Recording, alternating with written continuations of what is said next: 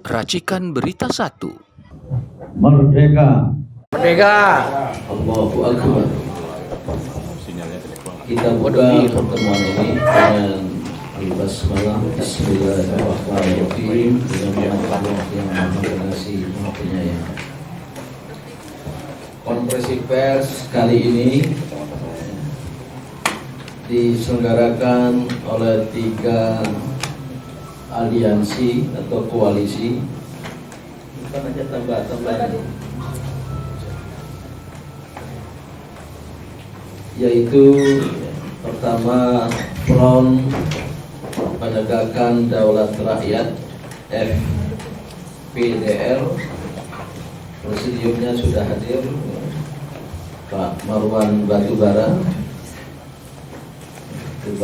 yang lagi mentok sekarang karena pemberian IUP. Kemudian yang kedua Front Gerakan Penegak Kedaulatan Rakyat atau GPKR. Kalau tadi FPDR, GPKR salah seorang presidium ada di sini, yaitu Dr. Paulus Yanuar, tokoh Katolik dan tokoh kesehatan yang pernah menggugat undang-undang tentang kesehatan, dan sekarang turunannya peraturan pemerintah nomor 28 menjadi kontroversial. Mbak ada di sini.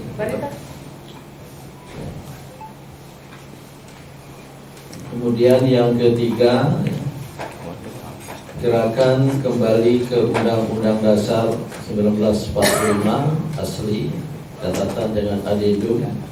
Salah seorang presidiumnya hadir di tengah kita, Mas Adriatus, ini tokoh muda, dan saya sendiri juga berada sebagai presidium di GPKR dan di G45. Mungkin nanti ada beberapa orang lagi yang akan datang. Kemudian ikut hadir ya, pelaksana aksi pada tanggal 18 Agustus nanti ikut hadir Dr. Sabriati Aziz, 18 Agustus 2024. Ini tokoh perempuan, organisasi perempuan muslim, muslimah juga ikut di presidiumnya. Kemudian Mbak Ida, ini juga aktivis. Beliau tidak salah dari Aliansi Rakyat Menggugat, ALM, dan ada jumlah yang lain berada di belakang ya. Mohon maaf saya tidak menyebut nama. Dan sebagian juga organisasi atau lembaga yang ikut mendukung. Ada yang duduk di sana, benar sebelah sini aja. Saya kok ini dari tapak suci di depan.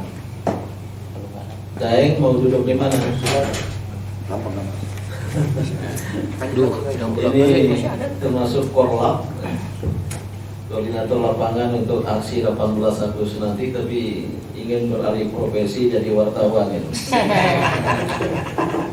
Oke, karena ada 2 konferensi pers di gedung ini, mohon kawan-kawan wartawan juga bisa bertahan nanti setelah ini, tepatnya pukul 15.30, mungkin di ruang lain ya, di belakang. Itu konferensi pers oleh Aliansi Rakyat Indonesia Piala Palestina. Kenapa tadi nggak tepuk tangan, baru sekarang tepuk tangan? Yang juga akan mengadakan aksi pada hari yang sama, memperingati Hari Konstitusi, cuma hari PP Aliansi Rakyat Indonesia Piala Palestina jam 6 pagi, sedangkan kita ini siang. Untuk itu, sebelum ke tokoh-tokoh yang mewakili aliansi koalisi ini, saya minta kepada yang mewakili pelaksana aksi nanti untuk menyampaikan informasi tentang kapan, di mana, dan hal-hal lainnya. Silakan Mbak Ati atau Mbak Ida. Itu ada mic depannya. Baik, terima kasih Prof. Assalamualaikum warahmatullahi wabarakatuh.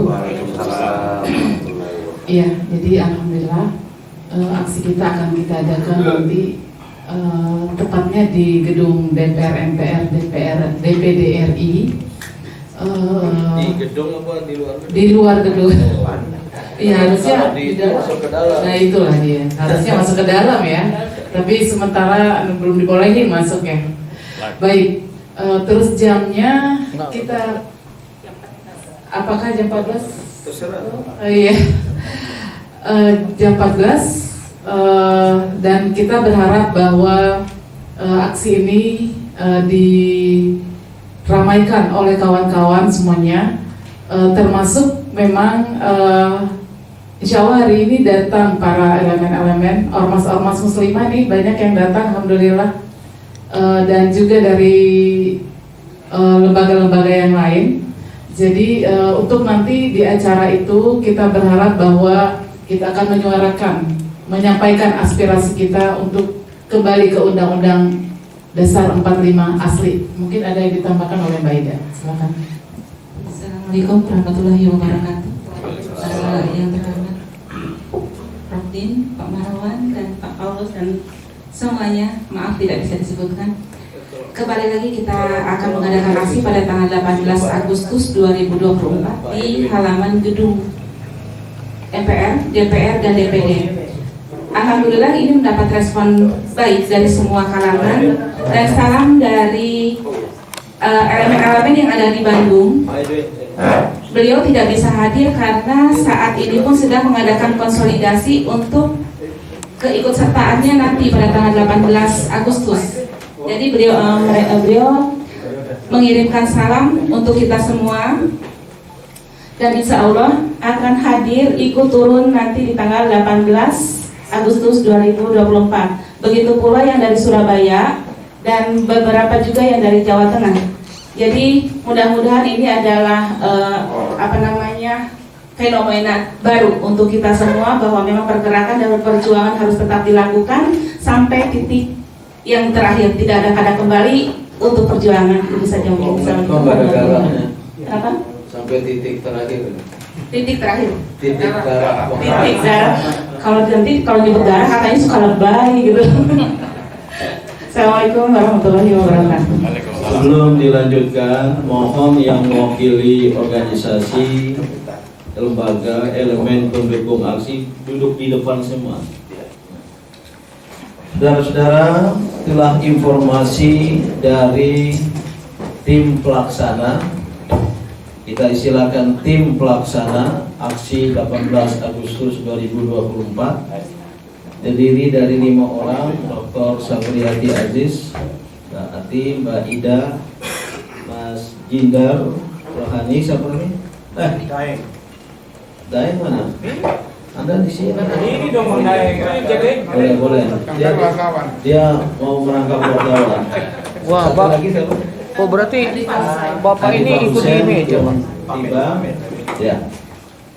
Yang sudah menyampaikan tadi rencana aksi 18 Agustus 2024 dalam rangka memperingati Hari Konstitusi 18 Agustus sudah dinyatakan sebagai Hari Konstitusi ya, oleh 3 elemen, dan oleh karena itu ya, aspirasi besarnya tegakkan kedaulatan rakyat, terapkan Undang-Undang Dasar 1945, ada tanda dalam kurungnya dengan adendum dan seterusnya ya. Tempatnya di depan gedung rakyat, gedung MPR RI, DPR RI, DPD RI, Jalan Gatot Subroto, Jakarta Pusat ya, Selatan, Jakarta Pusat. Oke. Jamnya tadi ragu-ragu tim pelaksana. Semula ditetapkan jam 2 ya, jam 2 siang. Tadi ada usul perubahan menjadi jam 10 pagi dengan harapan peserta aksi bela Palestina di Monas dari jam 6 sampai jam 10 ikut bergabung nanti ke gedung MPR RI. Itulah mengapa jam 10 rencananya. rencana semula jam 2, tapi ya, ada usul belum diputuskan. Sebenarnya coba berdua ini putuskan mana yang bagus. Mana Pak Edwin sama Pak? Lanjut dulu. Enggak, biar segera selesai.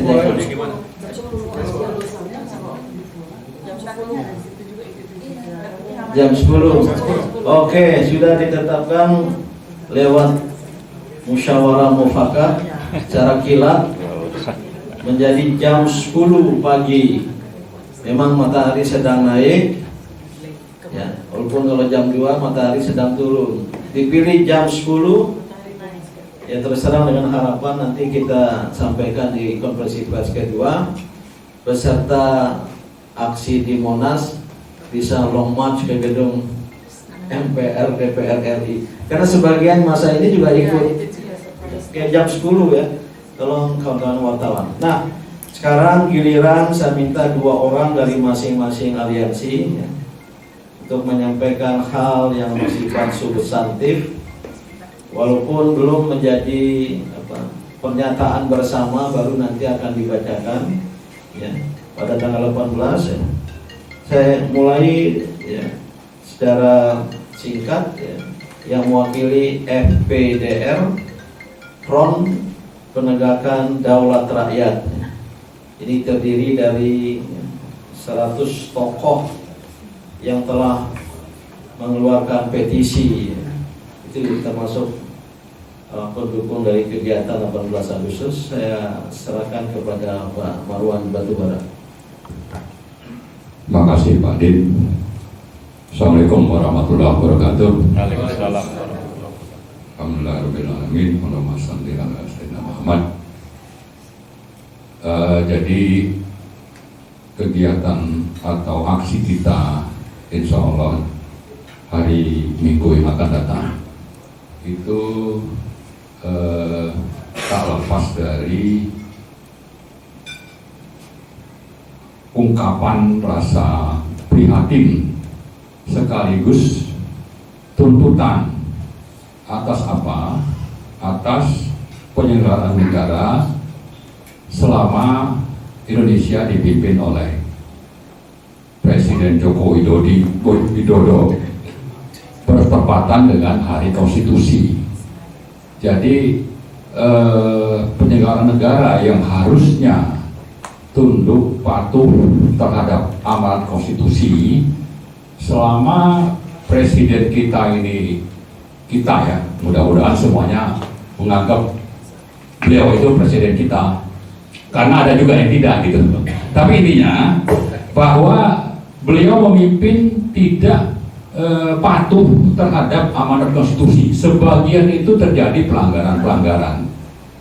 Nah, karena itu dengan peringatan Hari Konstitusi, kita ingin agar ada 2 hal penting bisa terlaksana dalam waktu dekat. Pertama, bahwa penyimpangan banyak terjadi, tapi banyak juga kajian dan rasa atau tuntutan dari sejumlah tokoh dan teman-teman yang selama ini berjuang untuk konstitusi yang berlaku sekarang ini dikembalikan kepada konstitusi awal, yaitu Undang-Undang Dasar 1945 yang asli. Jadi ada tuntutan ke sana. Tapi yang tidak kalah penting adalah bahwa konstitusi yang menjadi dasar pemerintahan Jokowi itu berpemerintah sekarang ini sudah sangat banyak diselewengkan atau dikhianati oleh Presiden Joko Widodo. Karena itu tuntutan kedua adalah seperti juga sudah setahun yang lalu lebih ya dituntut oleh petisi 100 agar Presiden Joko Widodo ini dimakzulkan. Jadi 2 hal penting, yaitu kembali ke Undang-Undang Dasar 1945 yang asli, kemudian segera makzulkan atau lengserkan Presiden Joko Widodo. Terserah bahwa waktunya mungkin tinggal tidak sampai 2 bulan, sebulan 2 minggu mungkin, tapi ya sebulan 10 hari Artinya bahwa karena pelanggaran ini sudah sedemikian parah, ya, dan kalau kita baca di pembukaan Undang-Undang Dasar di sana itu ada prinsip-prinsip moral yang dipegang, yaitu Pancasila, ini sudah dikangkangi oleh presiden kita ini begitu.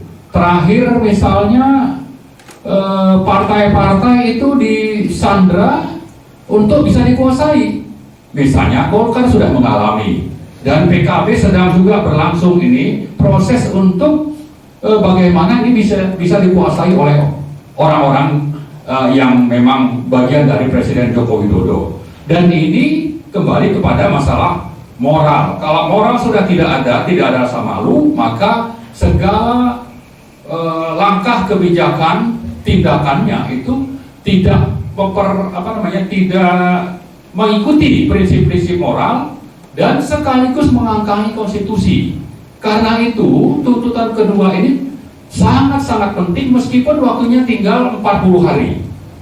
Oleh sebab itu aksi kita nanti diharapkan kalau jumlah pesertanya akan sangat-sangat banyak, saya kira upaya atau niat kita untuk melengsarkan presiden tadi insya Allah bisa terwujud. Nah, karena itu pada kesempatan ini kami dari FPDR menghimbau kita semua rakyat Indonesia, mari bersama-sama untuk hadir pada acara aksi yang akan diselenggarakan pada tanggal 18 Agustus pukul 10 pagi di depan gerbang gedung DPR MPR Senayan, Jakarta. Saya kira itu mungkin yang dapat saya sampaikan. Terima kasih. Assalamualaikum warahmatullahi wabarakatuh. Terima kasih Pak Marwan Batubara, Presidium dari FPDR, Front Penegakan Daulat Rakyat. Selanjutnya saya minta yang mewakili GPKR, Gerakan Penegak Kedaulatan Rakyat, Pelaksana Presidiumnya Dr. Paulus Yanwar. Terima kasih Pak Din dan Bapak-bapak, Ibu-ibu sekalian, dan juga teman-teman pers. Jadi kami mengadakan aksi itu rasanya karena keprihatinan terhadap penyelewengan terhadap konstitusi, penyelewengan terhadap Undang-Undang Dasar 45. Padahal kalau kita lihat konstitusi, terutama pada mukadimah, pada pembukaan UUD 45, itu adalah merupakan cita-cita proklamasi kemerdekaan Republik Indonesia. Kalau itu dan merupakan satu kesatuan, pembukaan dan batang tubuh sebagai suatu pengejawantahan proklamasi dan bangsa dan negara Indonesia. Sehingga kalau terjadi penyelewengan berarti kehidupan kita berbangsa dan bernegara sudah dibahayakan. Dan kalau kita lihat bahwa kemerdekaan itu mengandung makna kedaulatan rakyat. Dan kalau kita lihat bahwa kedaulatan rakyat itu semakin hari semakin digerogoti. Jadi kami dari GPKR antara lain aksi-aksi yang belum lama ini kami lakukan, antara lain kita menggugat terhadap pemilu yang dijalankan dengan curang, karena itu merupakan bukan hanya pelanggaran tapi perampasan terhadap kedaulatan rakyat. Lalu juga kami melihat bahwa konstitusi mengamanatkan negara berdasarkan atas hukum dan bukan atas kekuasaan belaka. Kan tapi fenomena yang akhir-akhir ini semakin hari semakin marak, bahwa kekuasaan ternyata yang lebih dominan daripada hukum, bahkan hukum dikendalikan oleh kekuasaan dan hukum dijadikan alat kekuasaan untuk mencapai tujuan-tujuannya, dan tujuannya celakanya lagi menjauh dari cita-cita kedaulatan rakyat maupun cita-cita kesejahteraan rakyat. Nah, inilah merupakan penyelewengan terhadap konstitusi Undang-Undang Dasar 1945, sehingga kami menuntut agar dihentikan penyelewengan-penyelewengan terhadap konstitusi dan ditegakkannya hakikat asli, artinya cita-cita asli konstitusi, cita-cita asli Undang-Undang Dasar 1945 sebagaimana yang dirumuskan, yang dicanangkan oleh para pendiri bangsa. Jadi ini adalah merupakan apa yang kami coba tuntut dan kami perjuangkan. Kalau tadi dikatakan apakah dalam jangka pendek, kami harap segera bisa terwujud, akan tapi kalaupun kami melihat bahwa masih panjang perjuangan, kami juga sanggup untuk menjalani perjuangan dalam jangka yang panjang sehingga tercapailah cita-cita bagaimana ini merupakan juga cita-cita para pendiri bangsa, cita-cita kita mendirikan bangsa dan negara Indonesia. Terima kasih. Terima kasih Pak Paulus Januar dari GPKR, dan selanjutnya mewakili Presidium G45 Gerakan Kembali ke Undang-Undang Dasar 45 pada Pak Edwin Sukawati. Assalamualaikum. Waalaikumsalam.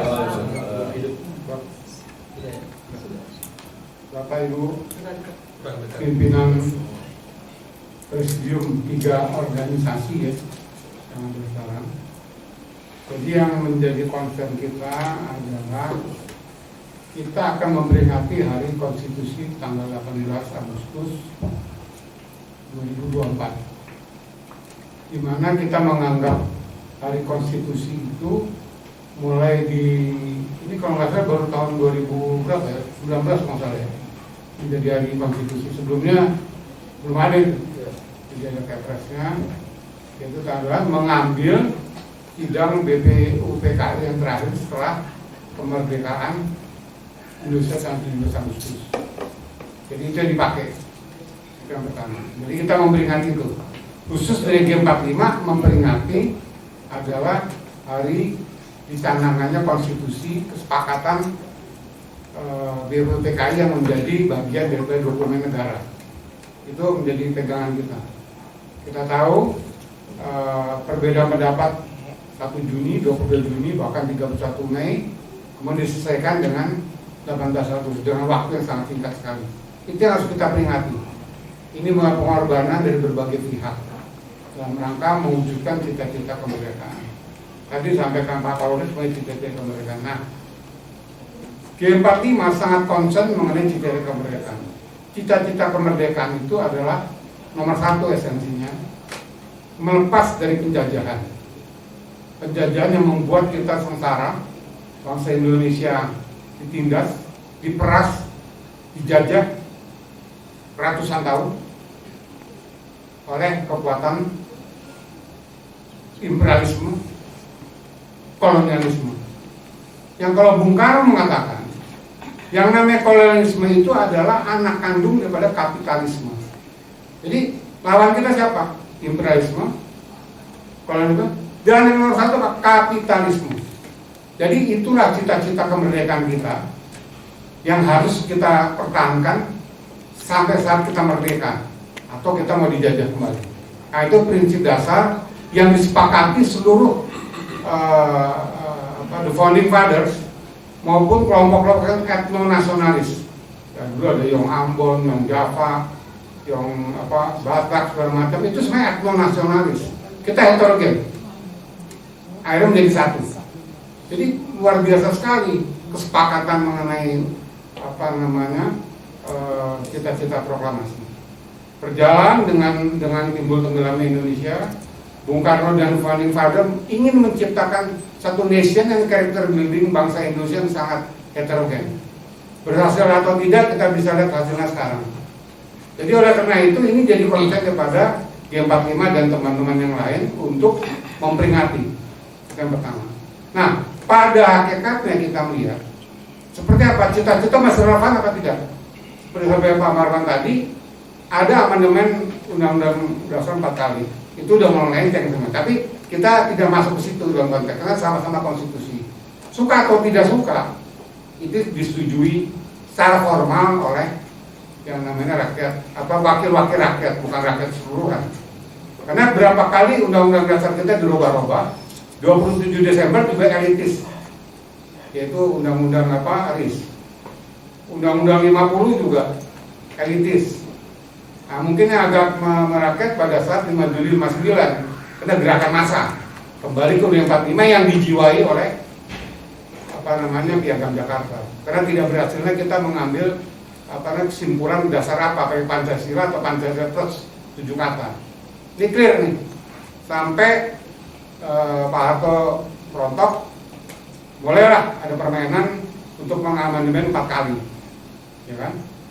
Jadilah 10 Agustus 2002 undang-undang baru, yaitu Undang-Undang Dasar Konstitusi Undang-Undang Dasar yang namanya Undang-Undang 2002, tetapi menjiplak soal Undang-Undang Dasar 45. Nah, ini penyelewengan terjadi di sini.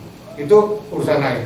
Kita bicara konteksnya ini untuk ketiga organisasi ini adalah menuntut cita-cita kemerdekaan kita untuk dilanjutkan.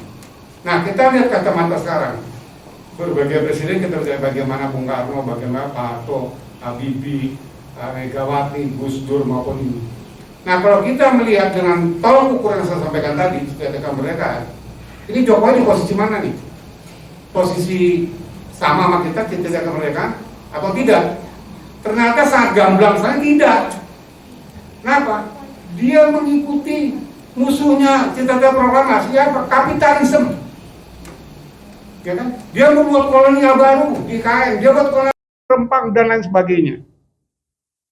PIK 2. PIK 2, PIK mana segala macam.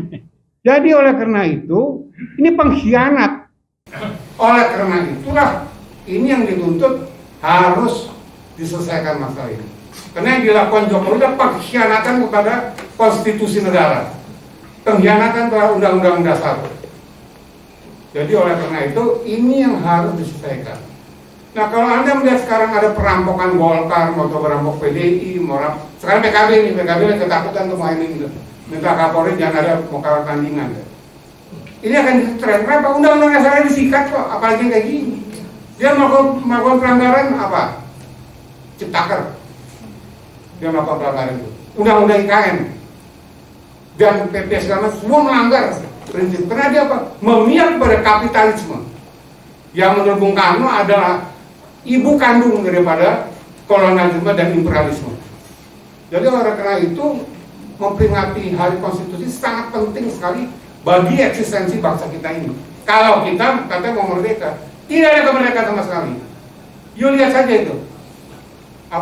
Partai-partai politik nggak bisa ngapa-ngapain. Kenapa? Ibarat tuh udah kudis, borok semua udah ada di badannya. Tinggal dikorek-korek diem, dikorek-korek diem. Gak ada yang berdaya. Bayangin golongan karya yang merupakan badan daripada Partai Negara sama Orde Baru, di mana sana berlindung yang namanya ABRI, birokrat dan Golkar sendiri, tidak berdaya sama sekali. Ya kan? Itu Partai Negara yang juga salah waktu itu. Ya kan? Sorry Pak Abdin dan Golkar waktu itu.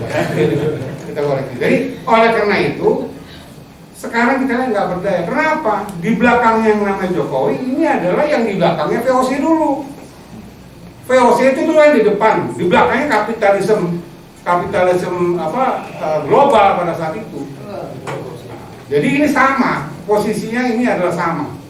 Jadi oleh karena itu, itulah peringatan yang kita, teman-teman berjuang seperti Pak Marwan misalnya dengan Pak Marco, ini FDR petisi 100, ini terus-terusan nih, ya kan?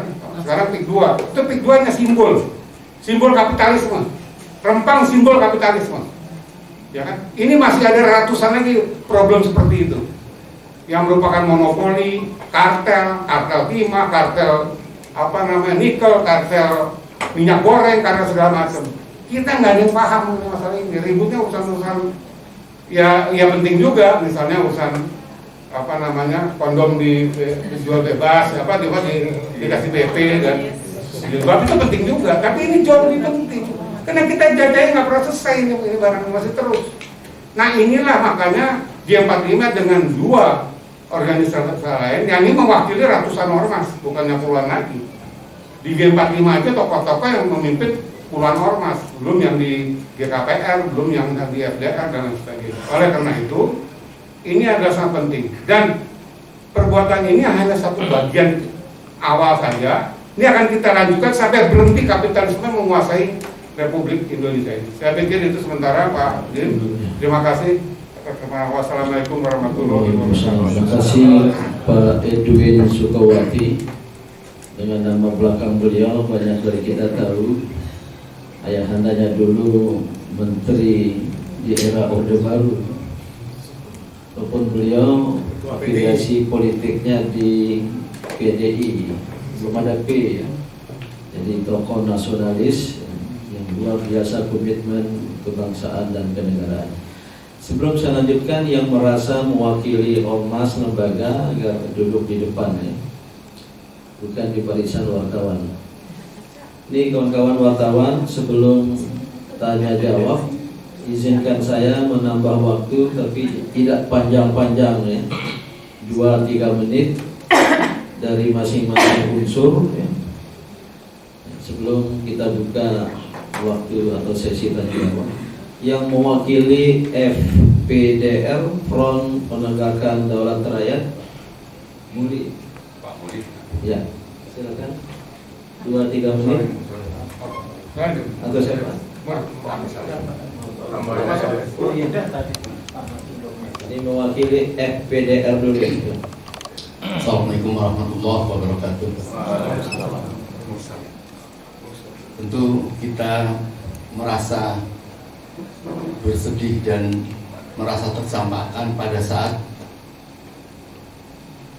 mempunyai suatu rezim yang bukan saja tidak memperdulikan Pancasila UUD 45 perubahan, tetapi yang ini pun kita akan perbaiki kembali yang asli, tidak diperhatikan atau tidak diperdulikan oleh satu rezim yang menyebabkan kita mungkin mempunyai kesempatan untuk sekalian mengembalikan kepada UUD 45 yang asli. Nah, tentu ini merupakan suatu kesalahan semua rakyat yang tidak mengontrol dari awal tentang penyimpangan-penyimpangan, maka mungkin saja kita akan mendapat kesempatan terbaik dengan begitu sangat brutalnya. Kita kemudian sekarang menjadi bersedih karena semua hak rakyat itu terampas. Kemarin kita berkesempatan untuk melakukan kunjungan ke PIK 2 karena kita tidak berkesempatan ke Rempang, ke Wadas ataupun ke daerah-daerah yang dilakukan penjajahan dengan keji. Maka apabila kita tidak mengambil perjuangan, tidak memberikan satu kejelasan kepada orang-orang yang bersembunyi di baliknya, di balik rezim ini, maka kita tentu akan berubah. Negeri kita ini menjadi runtuh karena kejahatan yang sudah memimpin selama ini, dan dia akan memenangkan. Yaitu tanda-tandanya, misalnya ada beberapa partai yang nampaknya berani-berani terhadap kekuasaan. Kemudian sekarang ada istilah istilah plus itu ya. Artinya Kim plus.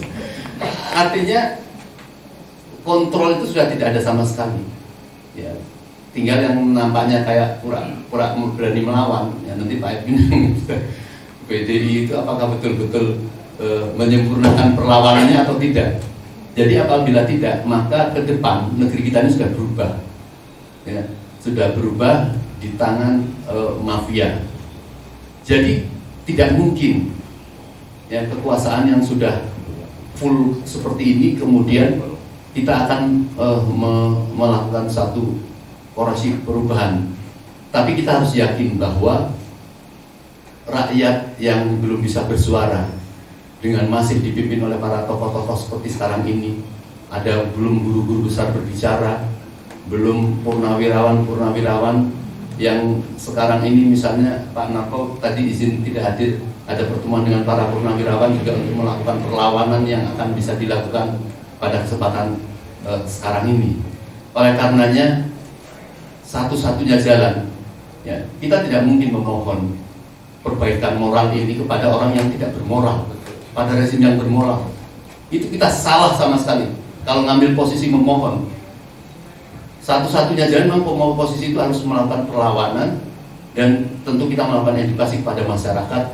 Inilah konsentrasi FPDRI agar kita betul-betul semua menjadi gerakan di front untuk melakukan perubahan ini. Memang gerakan moral itu boleh jadi sudah terlampaui, maka gerakan fisik ya yang memang harus ditambahkan. Lalu kita kemarin saya selalu dikejar-kejar, apakah Indonesia akan mencoba atau bisa berubah seperti kayak di Bangladesh. Wallahu a'lam. Keadaan kita sekarang ini, ya, itu bisa saja tersakiti lebih daripada Bangladesh. Mungkin ada kesalahan 1, 2, 3 atau 4. Di sana sudah seperti itu. Di Indonesia ini kesalahan itu sudah sejak 10 tahun setiap sekali, ya. Maka itu dia bersemangat mempertahankan 2 bulan ini. Itu kita nggak tahu apa yang di dalam otaknya untuk merusak ini. Kalau kita diam, ya disinilah letak perjuangan. Kami sampaikan kepada saudara-saudara kita yang muda-muda, para aktivis, untuk berpikir dalam 2 bulan ini. Karena kalau kita tidak berhasil merubah, berarti rezim yang akan datang pun juga tidak akan melakukan perubahan. Maka tenggelamlah Indonesia. Dan saya sangat berharap pada para senior sekarang ini dengan mengadakan, memperingatkan bahwa kita kemudian kangen pada suatu konstitusi yang betul-betul merupakan suatu pemikiran para founding fathers kita. Maka kita harus juga mempunyai suatu hasil, mempunyai suatu karya, yaitu untuk mengembalikan kepada konstitusi kita yang baik. Saya kira mungkin. Assalamualaikum warahmatullahi wabarakatuh. Waalaikumsalam. Terima kasih Pak Mursalin dari FPDR, Front Penegakan Daulat Rakyat. Saya minta secara singkat 2-3 menit mewakili G45 Suara Perempuan, Dr. Tifauzia Yasuma. Bismillahirrahmanirrahim. Assalamualaikum warahmatullahi wabarakatuh. Bapak Ibu semuanya, kalau kita melihat fakta-fakta sampai dengan hari ini, memang tampaklah bahwa selama 10 tahun secara sistematis, di luar dugaan dari kita semua rakyat Indonesia yang sangat mencintai negara ini, terjadi perampokan terhadap negara ini yang setelah kita melihat kurang lebih 1,5 tahun terakhir ini, ternyata itu adalah sebuah rencana yang sungguh-sungguh matang. Terlebih ketika kita pada tahun 2019 diumumkannya pemindahan ibu kota secara tiba-tiba, secara mendadak, tanpa ada jajak pendapat kepada rakyat sebagai pemilik negara ini. Tampaklah di situ bahwa rencana-rencana busuk sudah direalisasikan. Dan sebetulnya hari ini kita bisa melihat bahwa sesungguhnya dengan semua kekuatan, hampir lebih dari 2/3 kekuatan yang ada di negara ini sudah berhasil dikuasai. Tinggal sisa-sisa orang-orang, pihak-pihak yang masih berjuang sampai titik darah penghabisan, termasuk dari kita semua yang hadir di sini mewakili segenap komponen bangsa yang masih ingin berjuang mempertahankan negara ini. Kita tidak pernah merasa sia-sia. Apapun yang kita lakukan, apapun yang kita perjuangkan, di penghujung perjuangan ini insya Allah tetap akan membawa kebaikan bagi negara kita. Karena saya yakin Kami yakin bahwa pada suatu ketika mungkin negara ini ada pada titik nadir, perampokan sudah terjadi.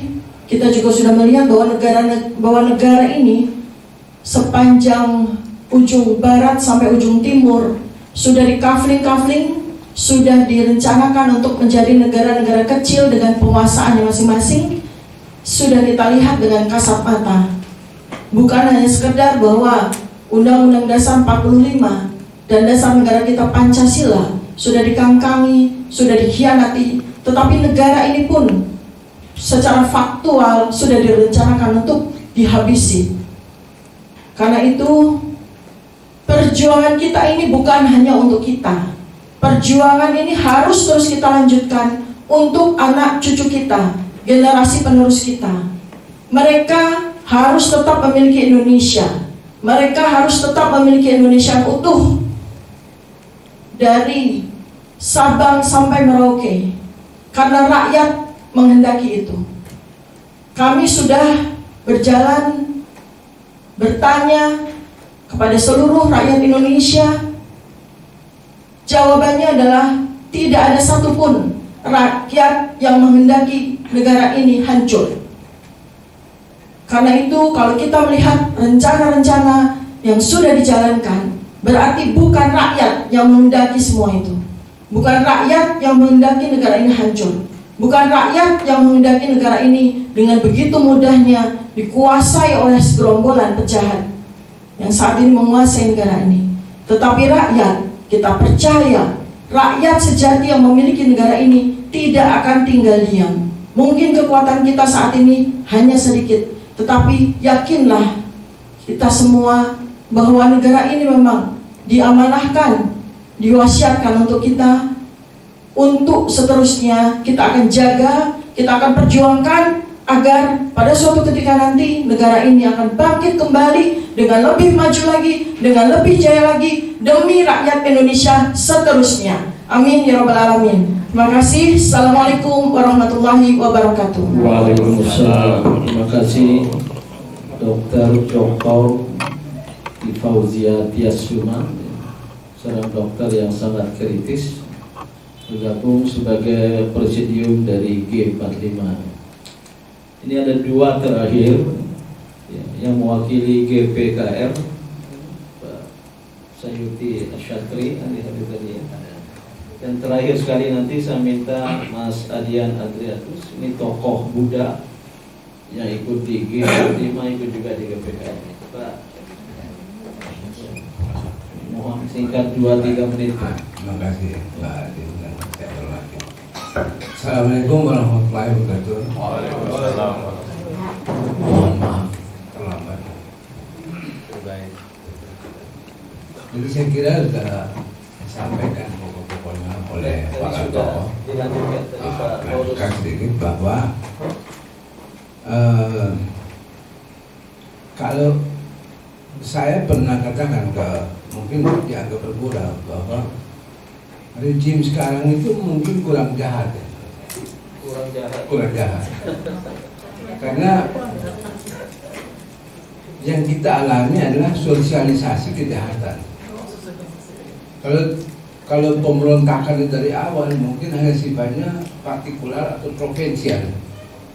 Kalau sekarang kan semakin lama semakin kesadaran tentang hak dan batil itu kan semakin nampak. Jadi sosialisasinya semakin bagus. Nah, tinggal 2 bulan sebenarnya orang harus bertindak. Saya kira kejahatan-kejahatan yang terakhir 2 bulan ini hanya karena kurang pengetahuan aja tentang kejahatan. Mestinya kalau jahat benar secara struktural, ini dilakukan 5 atau 10 tahun sebelumnya. Tapi kalau 2 bulan sebelum perubahan baru dilakukan kejahatan-kejahatan ini, saya kira tidak serius kejahatan. Karena mereka ini kurang paham bahwa perubahan apapun yang dilakukan di masa transisi ini dengan gampang dianulir oleh pemerintahan berikutnya. Kita memang, saya kebetulan dalam masyarakat pembuat undang-undang, jadi saya menyadari bahwa ada kelemahan memang kita dalam pembuatan undang-undang. Kita tidak antisipasi sebelumnya bahwa akan muncul jenis kejahatan yang sangat jahat seperti ini. Ini karena kelemahan kita antisipasi. Iya.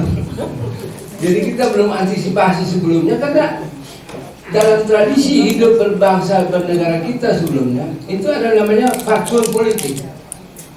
Jadi kesalahan sedikit saja yang dilakukan oleh pemimpin kemudian ada teguran itu langsung, hatta zamannya Pak Harto itu sangat terkenal. Itu langsung tiba informasinya di sistem kepemimpinan dan ada refleksi, kemudian kalau misalnya salah dikoreksi. Itu namanya fatsun politik. Ada etika adab dalam kepemimpinan. Tapi kalau kita lihat sekarang ini sudah sangat brutal. Jadi kalau dalam bahasa statistik itu mungkin satu proyeksi yang sifatnya linear. Jadi apa di depan itu dilabrak aja.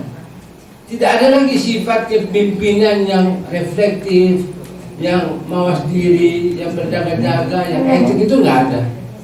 Yang ada adalah satu cara bertindak, apa saya di depan ditabrak, gitu. Ditabrak. Kalau terhadap akhir-akhir ini misalnya ada parpol yang terkena terjangan atau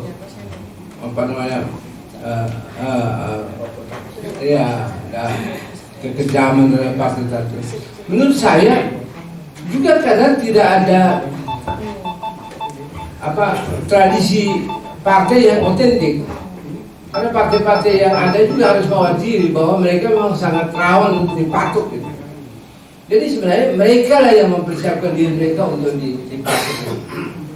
Saya kira demikian. Tapi kalau bahwa Indonesia hancur sama sekali, saya kira enggak. Karena dunia juga tidak ingin ada perang dunia ketiga, tidak ingin ada hancur-hancuran sama sekali. Masih ada lah semangat masuk akal. Jadi kita hanya dihadapkan pada masa transisi yang sebenarnya tidak usah terlalu berharap ada perubahan-perubahan yang penting. Karena nanti saya sudah pelantikan ini baru penentuannya. Jadi kalau kejahatan ya biarin aja, itu hanya sifatnya simptomatik aja, tidak struktural. Kalau juga nanti bisa dibatalkan. Terima kasih. Wassalamualaikum.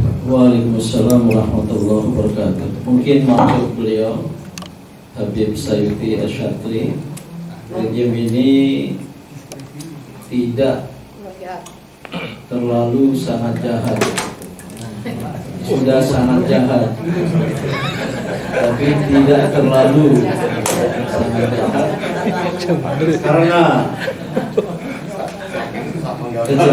kejahatan yang dilakukan di ujung oleh seseorang, oleh sebuah rejim.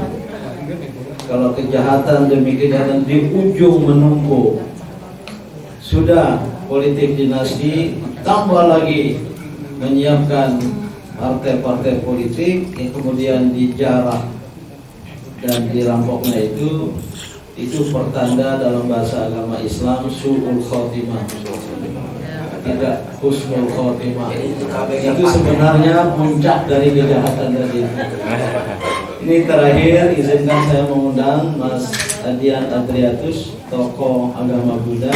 Beliau bergabung di G45 juga di GPKR ya. Ya Pak Desi, terima kasih. Jadi Bapak Ibu sekalian, bertemunya dan berkumpulnya presidium dari 3 gerakan moral dan juga gerakan menjaga konstitusi dalam rangka menyambut Hari Konstitusi ini adalah sangat penting dimaknai bahwa hal ini adalah panggilan moralitas yang sudah paling mendasar, di mana kita melihat dari waktu ke waktu konstitusi kita diinjak-injak, diperkosa, diperdaya oleh kepentingan-kepentingan politik yang sudah sangat bias, bahkan menjurus ke kejahatan politik, baik nyata ataupun serbu, di mana kita lihat sendi-sendi perpolitikan di Indonesia. Bila sedemikian sistematis dapat dilemahkan dan diperdaya, maka niscaya kenegaraan dan kebangsaan kita akan juga rapuh. Oleh karena itu, gerakan di hari konstitusi nanti kita akan sungguh-sungguh memaknainya kepada wakil-wakil di DPR dan MPR bahwa ini bukan sekedar teriakan suara kita, keluhan, keluh kesah kita, tidak. Moralitas kita sudah tersayat, hati nurani kita sebagai anak bangsa sudah mulai berdarah-darah melihat perilaku cara seorang pemimpin menguasai negara ini dengan tidak sangat beretika. Tidak ada dasar moralitas apapun yang dapat dijadikan acuan atas perilakunya. Ada 2 tulisan saya di media Airmore dan juga terkait dengan partai yang dikooptasi secara brutal seperti ini. Kita harus bicara terang-terangan saja, tidak usah berhalus kata kalau perlu, bahwa kalimat demi kalimat yang dilontarkan oleh seorang kepala negara yang harusnya menjadi cermin negaranya telah rusak dengan semena-mena. Dan terakhir, saya menjadi heran mengapa dia bisa mengatakan itu istana bau kolonial. Kalau istana bau kolonial, bangsa kita dijajah 350 tahun apa mesti bau kolonial? Kolonialisme yang dia bangun sendiri atas kehidupan perpolitikan di Indonesia ini. Dia sendiri kolonial, mental kolonial. Jadi dia bau kolonial. Mana ada bau kolonial di istana kita? Berapa presiden merayakan kemerdekaan, memperingati kemerdekaan? Puluhan tahun, 78 tahun, dan sekarang mau dipindahkan. Saya bukan tidak setuju, tetapi jangan hina istana negara kita. Jangan hina istana merdeka kita dengan mengatakan bau kolonial. Justru kita sudah menang dan merdeka, sudah berhasil membuat kita sukses menguasai negara kita, istana kita penuh, tidak ada cacat celahnya.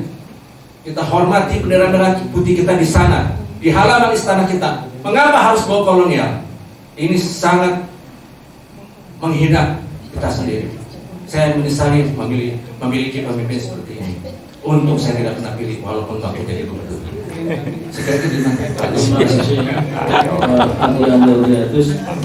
Kalau tadi ada kata menyesal, ini memberikan gambaran dulu ikut memilih. Tidak ikut memilih.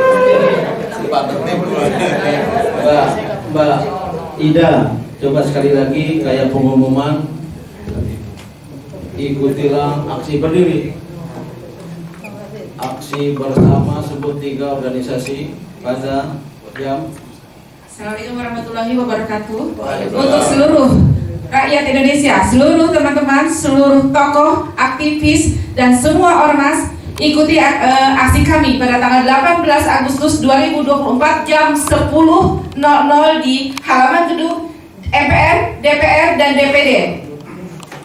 Kita harus tetap bergerak, kita tetap harus berjuang. Jangan biarkan negeri ini hancur dan berpindah tangan kepada penjajah. Lawan. Kita adalah negeri yang berdaulat. Ambil kembali kedaulatan rakyat, tegakkan kembali kedaulatan rakyat, dan kembali kepada Undang-Undang Dasar 1945 yang asli. 18 Agustus 1945. Ingat, 18 Agustus 2024 jam 10.00. Jangan biarkan kami berjuang sendiri, karena kami tidak sedang memperbaiki nasib kami, tapi memperbaiki dan mencoba merubah nasib kita semua. Assalamualaikum warahmatullahi wabarakatuh. Kepada orang yang mewakili ormas dan lembaga yang hadir di belakang saya, dari paling belakang ya, berdiri, sebut nama dan sebut organisasi maupun lembaganya. Paling belakang dulu, berdiri, singkat, nggak usah salam. Nama ini dari mana? Berdiri. Assalamualaikum. Nggak usah salam, nama terus gitu. Saya Ita Pakpahan dari Konfederasi Perempuan Pejuang Indonesia. Oke, lanjut. Bismillahirrahmanirrahim. Assalamualaikum warahmatullahi wabarakatuh. Saya Jamil Zahra dari Muslimat Al-Wasliyah. Ya, nama langsung, nggak usah salam, biar tepat. Desi Harulita dari KOPI, Konsolidasi Perempuan Pejuang Indonesia. Koalisi Perempuan Indonesia. Yang ini dilewatkan, ini asisten saya. Rita Subagio dari Presidium Gerakan Indonesia Beradab dan Ketua Aliansi Cinta Keluarga Indonesia Indonesia. Gerakan Indonesia Beradab, Rita. Saya Umi Salipah dari utusan PP Muslimat Al-Wasliyah. Saya Sulatmi dari PP Muslimah Al-Wasliyah. Saya Setia Kudori dari Dewan Pimpinan Pusat Gerakan Bela Negara. Gerakan Bela Negara. DPR. Saya Ego Heri dari Tapak Suci. Tapak Suci, Putra Muhammadiyah. Terus belakang. Saya Mulyadi Saleh dari Primomi Bersatu Indonesia. Oke. Dan masih banyak organisasi dan lembaga yang mendukung aksi kita ini, maupun yang berafiliasi dengan aliansi-aliansi yang menyelenggarakan kegiatan ini.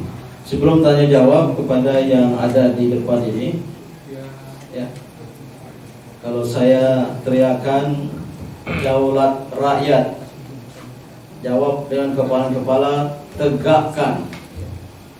Daulat rakyat, tegakkan.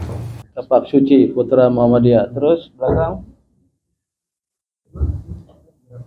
Saya Mulyadi Saleh dari Primomi Bersatu Indonesia. Oke.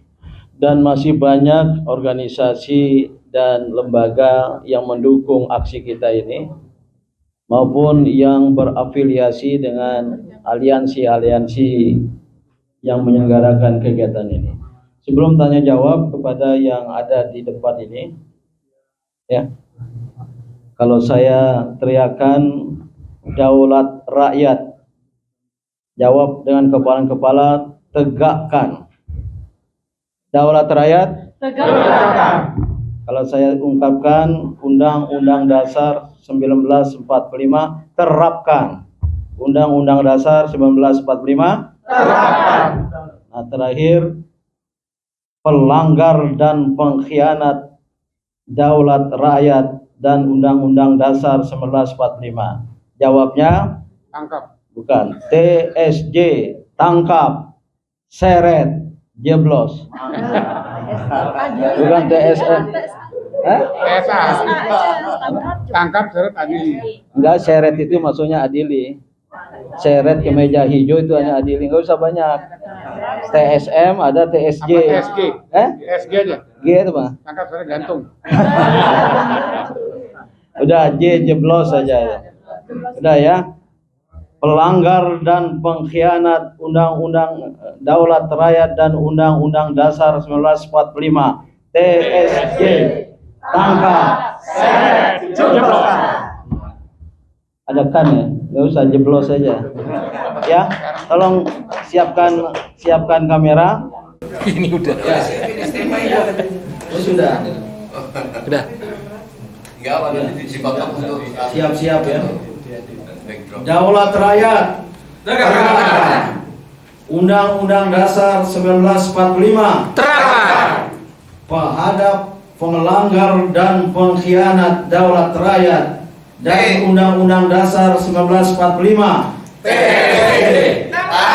Jeblos. Iya. Oke, ada pertanyaan? Assalamualaikum warahmatullahi wabarakatuh. Saya Yadi Muhammad dari Popole TV. Saya hanya singkat aja. Apakah dengan kembali ke Undang-Undang Dasar 45 yang asli 18 Agustus 1945, dengan sendirinya semua presiden dari era reformasi itu batal, termasuk si Joko, dan apakah nanti juga Prabowo gagal dilantik? Terima kasih. Wassalamualaikum warahmatullahi wabarakatuh. Mewakili kawan-kawan presidium, tapi pikiran saya pribadi tidak perlu berlaku surut, tapi diberlakukan sejak disepakati kembali ke Undang-Undang Dasar 1945. Jadi untuk yang akan datang. Oke. Assalamualaikum warahmatullahi wabarakatuh. Dari fusilatnews.com. Dari mana? Fusilatnews.com. News.com. Fusilat. Fusilat ya. Pertanyaannya adalah apa sebab apa sebab tanggal 18 November hari konstitusi dan 18 Agustus dan apa yang melatar belakanginya. Pertanyaan kedua adalah kalau tadi dari Pak Buddha maksudnya Adrian nggak usah ramah etika lagi gitu, berarti gimana manajemen revolusinya gitu. Terima kasih. Tolong Pak Edwin jelaskan kenapa 18 Agustus katanya. Ya, 18 Agustus itu merupakan hari disepakatinya Undang-Undang Dasar 45 menjadi konstitusi pada tanggal 18 Agustus 1945. Itu merupakan satu proses yang cepat, lanjutan DPU PKI namanya itu, dan kemudian berubahnya Pancasilanya itu berubah. Yang tadinya disepakati seharusnya dengan 7 kata Piagam Jakarta dirubah dalam waktu singkat, cuma berapa jam dalam rapat itu, karena ada permintaan dari Laksamana Maeda, penguasa pendudukan Jepang, pemerintahan Jepang di Indonesia pada saat itu, bahwa kalau sampai itu diumumkan akan ada pemberotan dari Indonesia Timur, tidak ingin bergabung. Dan dibuktikan oleh siapa Maeda ini, waktu katanya, dan ini masih pertanyaan yang belum bisa ahli sejarah buktikan. Pada saat tanggal 17 Agustus 45 di Pegangsaan, gak ada orang Kristen kan di situ, gak ada orang non-Islam yang datangnya tokoh-tokoh maksudnya, tidak ada sama sekali. Itu tujuan protes itu.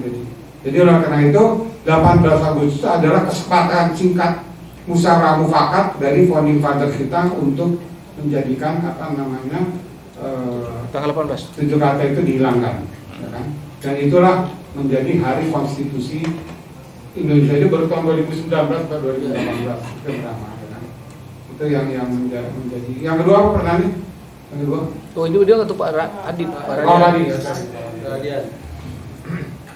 Solusinya Pak ya.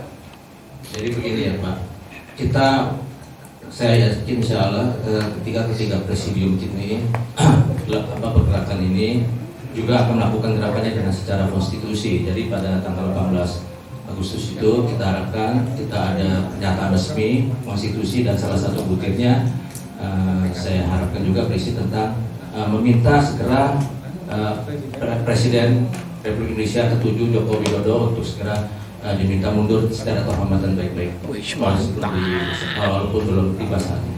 Saya kira itu salah satu dasar solusi yang bisa saya usulkan, dan selanjutnya kita benahi negara ini bersama-sama. Saya yakin masih banyak pemimpin yang baik. Terima kasih. Oke, ada lagi. Jadi Pak, mau solusi tadi Pak Edwin mengatakan berlakunya tanggal 18 setelah pergantian sila 1 Pak ya?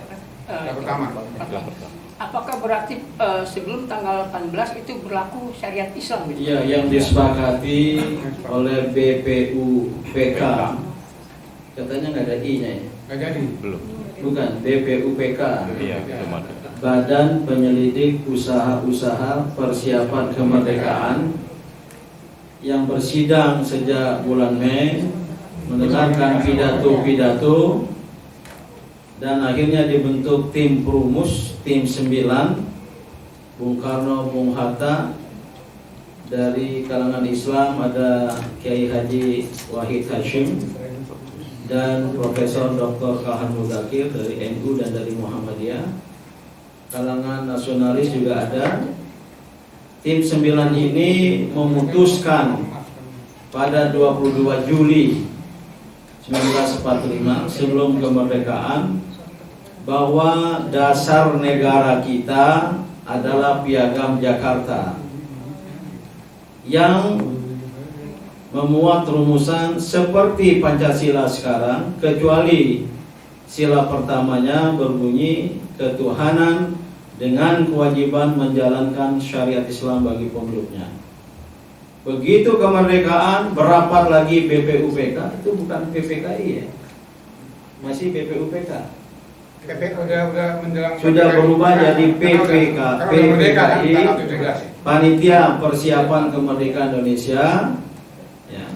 Sebelum rapat mereka yang sempat ditunda pada 18 Agustus 1945 itu dari jam pagi, kalau nggak salah ditunda 2 jam karena ada lobby-lobby terkait keberatan sebagian terhadap sila pertama dari Piagam Jakarta dengan adanya 7 kata dengan kewajiban menjalankan syariat Islam bagi penduduknya, maka disepakati dalam sejarah Ketua Muhammadiyah waktu itu Ki Bagus Hadikusumo yang mengusulkan lewat Bung Hatta berubah menjadi ketuhanan yang Maha Esa. Nah, 18 Agustus inilah disepakati oleh para pendiri bangsa, the founders of this nation, the founding fathers, the founding mothers, banyak perempuan juga di dalamnya. Undang-Undang Dasar 1945 dengan Pancasila di dalamnya, khususnya di pembukaan, maka itulah yang dianggap sebagai hari konstitusi. Alhamdulillah MPR, DPR atau pemerintah itu menetapkan hari konstitusi. Pemerintah, DPR sama pemerintah. DPR dan pemerintah. 18 Agustus 1945 adalah hari konstitusi. Maka itu hari nasional. Nah, kita akan memperingati hari konstitusi itu 18 Agustus jam 10 di depan Gedung Rakyat MPR RI, DPR RI, DPD RI pada pukul 10. Mohon sekali kawan-kawan ralat karena sempat beredar flyer pukul 2 ya. Tolong diubah flyernya. Jangan nanti datang jam 2 sudah nggak ada orang. Memang kami menyadari pada hari itu nanti sebagian pejabat pemerintah mungkin belum berada di Jakarta, entah berada di mana ya. Khususnya pimpinan MPR, DPR dan DPD besar kemungkinan masih berada di luar kota, di luar ibu kota Jakarta. Maka tetap kita semua ya, elemen bangsa tolong disiarkan.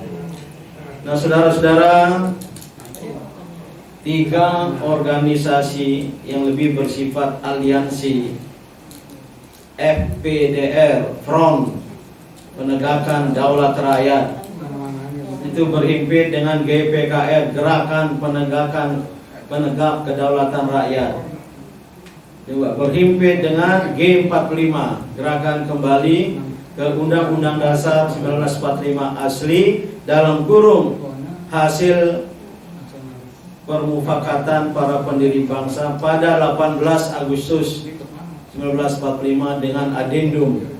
Ya, ini perlu dengan adendum. Kalau kembali ke Undang-Undang Dasar 1945, Presiden bisa seumur hidup. Dengan adendum tentang masa jabatan Presiden maksimal 2 kali atau 2 periode. Silakan masuk, Mbak. Ya. Nah, saudara-saudara, ya, isinya sebagaimana yel tadi itu. Ayo ke depan. Ya. Tegakkan daulat rakyat, karena daulat rakyat, people sovereignty inilah yang sesungguhnya adalah nafas dari kehidupan berbangsa dan bernegara. Sekarang ini, selama ini runtuh dan diruntuhkan oleh rejim yang berkuasa. Dipanjang penjelasannya. Karena runtuh dan diruntuhkan, maka rakyat harus bangkit, berdaulat dan menegakkan kedaulatannya. Ini berhimpit dengan kembali ke Undang-Undang Dasar 1945 yang asli, hasil permufakatan para tokoh bangsa pada 18 Agustus 1945 dengan adendum berhimpit. Karena di dalam Undang-Undang Dasar 1945 asli itu, bukan yang diberlakukan sekarang, adalah Undang-Undang Dasar 2002 yang berbunyi apa? Redaksi persisnya, negara berdasarkan kedaulatan rakyat yang diselenggarakan berdasarkan konstitusi. Ini Undang-Undang Dasar 2002. Nggak ada kedaulatan rakyat di situ. Sementara di Undang-Undang Dasar 1945, kehidupan berbangsa diselenggarakan oleh rakyat dengan kedaulatan rakyat melalui Majelis Permusyawaratan Rakyat. Itulah lambang dari permusyawaratan rakyat di MPR itu. Itulah Undang-Undang Dasar 1945 asli. Maka tegakkan kedaulatan rakyat, terapkan konstitusi dalam arti Undang-Undang Dasar 1945. Hasil permufakatan para pendiri bangsa 18 Agustus. Ini biar jangan salah. Bukan Undang-Undang Dasar yang kembali Bung Karno, walaupun kita setuju Dekret 5 Juli 1959 kembali ke Undang-Undang Dasar 1945, dijuai oleh Piagam Jakarta. Itu komprominya, bukan yang lain, tapi yang disepakati pada 18 Agustus. Dan oleh karena itu belum selesai. Kepada mereka, siapa rejim yang berkuasa yang melanggar, yang mengkhianati daulat rakyat dan Undang-Undang Dasar 1945, patut belum selesai urusan. Itulah TSJ tadi itu. Mau pakai adili, DAJ. Kan seret udah adil. Seret? Nah, makanya mau pakai seret, mau pakai adili. Nah, seret. Tangkap, seret, jeblos. Kalau adili terlalu sopan. Apalagi kalau MK-nya atau MA-nya. Juga ya, TSJ. Nah, itu nanti yel-yelnya. Coba ulang sekali lagi. Wahai rakyat yang merdeka, di belakang saya, di samping saya. Daulat rakyat tegakkan. Kurang keras. Tegakkan gitu. Daulat rakyat tegakkan. Undang-Undang Dasar 1945 tegakkan. Pelanggar dan pengkhianat daulat rakyat dan Undang-Undang Dasar 1945 TSJ. Saya nggak ngomong, yang ngomong di samping saya. Mungkin cukup ya. Kalau ada lagi pertanyaan. Cukup. Itu Pak Di, saya dapat undangan dari apa? Udah. Petisi 100. Saya belum tahu apa. Petisi 100 ini dari yang terakhir tadi, petisi 100. Daulat rakyat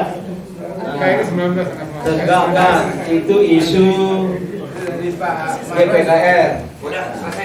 Kemudian Undang-Undang Dasar 1945 terapkan, itu isu G45. Pelanggar dan pengkhianat daulat rakyat dan konstitusi, TSJ itu isu FPDR. Itu nanti tuntutan kita akan dirumuskan dan akan dibacakan.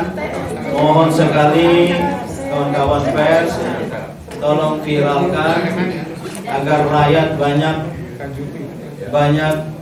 ikut terlibat, dan secara khusus mendahului konferensi pers jam 3:30 setelah ini sebagai presidium ARI BP bersama Pak Adian juga. Kita berharap peserta aksi bebaskan Palestina, nyahkan penjajahan dari muka bumi, itu klausul dari Undang-Undang Dasar 1945, pembukaan ya. Mewujudkan perdamaian abadi dan bukan mengenyahkan, menghapus segala bentuk penjajahan dari muka bumi. Israel adalah penjajah, maka ARI BP juga menyuarakan dan memperingati hari konstitusi 18 Agustus seperti ini. Kalau mereka berakhir jam 10, masih Car Free Day ya? Gak apa-apa. Jalan semua ke arah Semanggi, belok kanan ke arah ini, kumpul jam 10 ya. Ini disiapkan oleh tim pelaksana ya, dan tadi sudah diumumkan. Saya kira cukup. Kami ucapkan terima kasih atas dukungan saudara-saudara semua dan kepada para elemen organisasi dan lembaga masyarakat. Tolong kerahkan masanya beramai-ramai. Ini banyak yang belum bisa hadir sekarang ini. Banyak yang sudah punya komitmen untuk mendukung. Kita akhiri. Alhamdulillahirabbil alamin. Wassalamualaikum warahmatullahi wabarakatuh. Waalaikumsalam.